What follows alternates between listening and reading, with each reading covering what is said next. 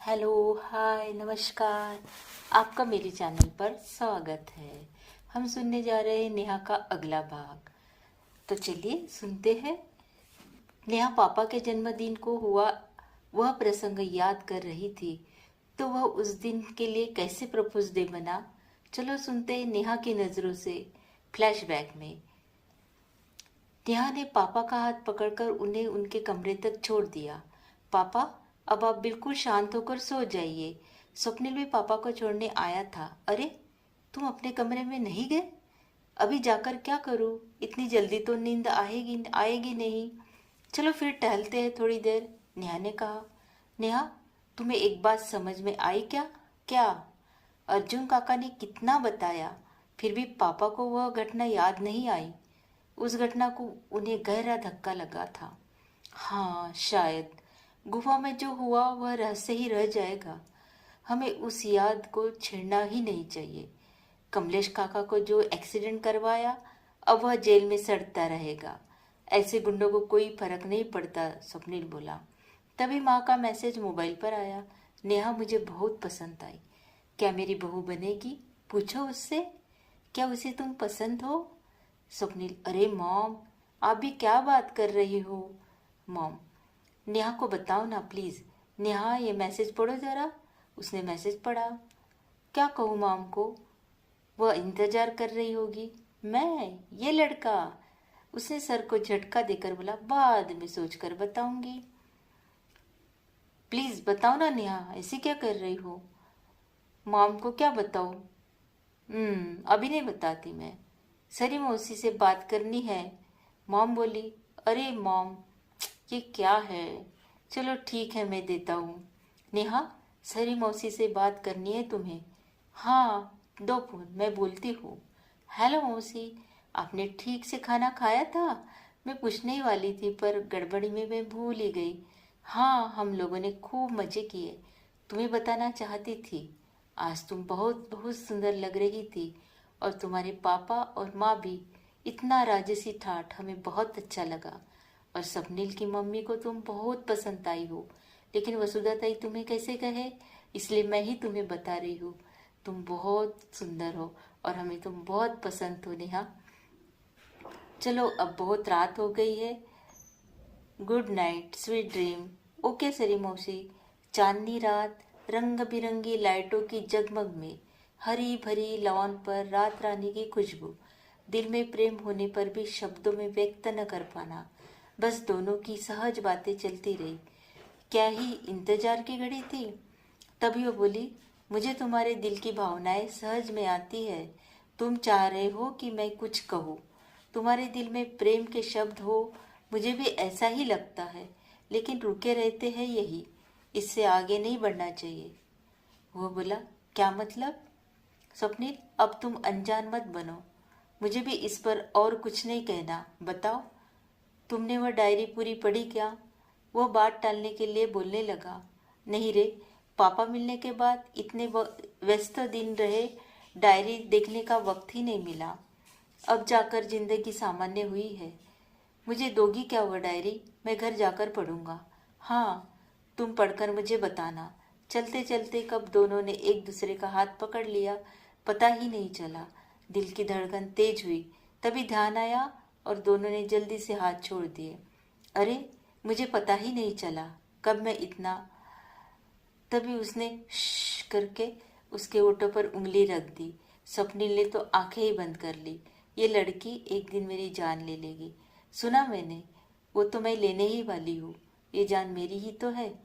क्या कहा तुमने? फिर से कहो ना। फिर वही शब्द कैसे कहूँ? वो खुशी से मारे पागल हो रहा था। वो जोर से चिल्लाया, याहू! एक लड़की को मुझसे प्यार हो गया। अरे, सिक्योरिटी वाले तुम्हें पागल समझेंगे। समझने दो। आज मुझे बहुत नाचने को मन कर रहा है। मेरे साथ डांस करोगी क्या? तुम्हारे साथ डांस करूं? बस करो ये पागलपन। नहीं मैडम, इसे प्रेम में खुश होना कहते हैं। देखो, यहाँ इस शांत आकाश के नीचे सिर्फ हम दोनों हैं, और गवाह है ये तारे और चांद। देखो कितना आतुर है हमें देखने के लिए अंधेरे में हमारा एक कपल डांस। आज पहली बार दोनों ने प्रेम की गवाही के रूप में जी भरकर साथ डांस किया। वह दिन हमेशा याद रहेगा। पापा के जन्मदिन पर एक नए प्रेम अध्याय की शुरुआत। कल्पना ताई को बचपन से आदत थी नींद में से उठकर नेहा को देखने की। आज भी वह आदत थी। बाहर निकलते ही उसने नेहा और स्वप्निल को नाचते देखा। ओहो, आज तो हमारा भी दिन है, हम भी आते हैं। राजन उठो चलो। क्या हुआ कल्पना? पहले बाहर तो चलो, मुंह पर पानी डाल लो। इतना सुंदर पल मिस नहीं करना चाहिए। मैं आकर माँ पापा को भी उठाती हूँ।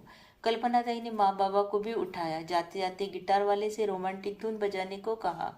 कल्पना ताई और राजन धीरे से उनको देखने लगे। माँ बाबा भी दूर से कुर्सी पर बैठकर देखने लगे। गिटार वादक ने रोमांटिक धुन बजाकर उस पल को और भी रोमांचक बना दिया था। वाह, तुम लोगों ने तो खुश कर दिया। आपको अच्छा लगा क्या?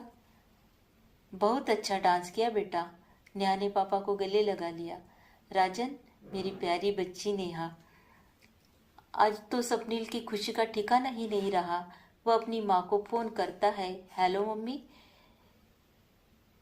अरे स्वप्निल अभी तक जाग रहा है? मॉम, आज मेरे जीवन का सबसे खुशी का दिन है। आज उसने सच में हाँ कह दिया। तुम खुश हो ना? हाँ मॉम, आज मैं बहुत खुश हूँ। हमें बहुत अच्छा लगा। बाकी की बातें घर आकर करूँगा। सोचते सोचते वह सो गया। रात का कार्यक्रम, डांस और जागरण की वजह से सुबह कोई भी जल्दी नहीं उठा। वैसे भी होटल में लोग आराम करने ही आते हैं। राजन के कुछ दोस्त सुबह निकल गए थे, लेकिन कुछ दोस्त थे इतनी सुंदर व्यवस्था छोड़कर जाने को मन ही नहीं किया, खासकर वे जो अपनी पत्नियों के साथ आए थे। नेहा बिस्तर पर बैठी पिछली रात को याद कर रही थी। डांस किया, फिर माँ पापा भी आए। ये सपना था या सच? मैं कितनी करीब थी स्वप्निल के। अभी तक उसकी खुशबू महसूस हो रही है, लेकिन वह दूरी बनाए हुए था। यही उसकी समझदारी है। कोई भी लड़की उसकी बाहों में गिरे तो भी वह संयम रखता है। यही सीखने जैसा है। ऐसी स्थिति में जब अपना प्रेम सामने हो तो कोई भी कस कर पकड़ सकता है, चूम सकता है, गले लगा सकता है, लेकिन स्वप्निल सब पर काबू रखता है। नेहा को अब उसके लिए गहरा सम्मान महसूस होने लगा। ऐसा ही इंसान जो रिश्तों में समझ और परिस्थिति को देखकर चलता है, वही मेरा जीवन साथी बन सकता है। और इसी वजह से मैंने स्वप्निल को हाँ कहा, वरना मैं नेहा बहुत जिद्दी हूँ। किसी के साथ आसानी से निभाना मुश्किल है। यही बात माँ और दादी को चिंता में डालती थी। बाबा बेफिक्र रहते हैं, उन्हें अपनी नेहू पर कभी शक नहीं होता। कल का दिन याद करते हुए कितना अच्छा लग रहा है। सोचते सोचते उसने ऑफिस में छुट्टी का ईमेल डाला और मंजूर भी हो गई। वैसे भी काम बहुत कुछ खास नहीं था ऑफिस में। फिर वह रजाई ओढ़कर लेट गई। आज बस मीठी यादों में खोने को जी करता है। कल्पना ताई उसे देखने आई। नेहू, तुम तो जाग रही हो बेटा। माँ उसके पास बैठी तो नेहा ने माँ की गोद में सिर रख दिया। माँ, क्या बात है बेटा? बर्थडे पार्टी की रात मैंने और स्वप्निल ने डांस किया। मतलब वह मुझे पसंद करता है और मैं भी। और मैं उसके बहुत करीब भी थी मम्मी। डांस किया, उसको हाँ कहा, तो यही मतलब हुआ ना कि हम दोनों ने एक दूसरे को पसंद कर लिया। हमें तो स्वप्निल बहुत पहले से ही पसंद है। तुम दोनों दिल से बहुत करीब हो बेटा। वो बहुत अच्छा लड़का है। सिर्फ तुम्हारी नहीं, हमारी भी फिक्र करता है। हमें तुम्हारी जोड़ी बहुत पसंद है।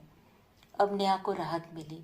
लेकिन माँ, आप मुझे घाई नहीं करना। शादी मैं बहुत जल्दी नहीं करूँगी।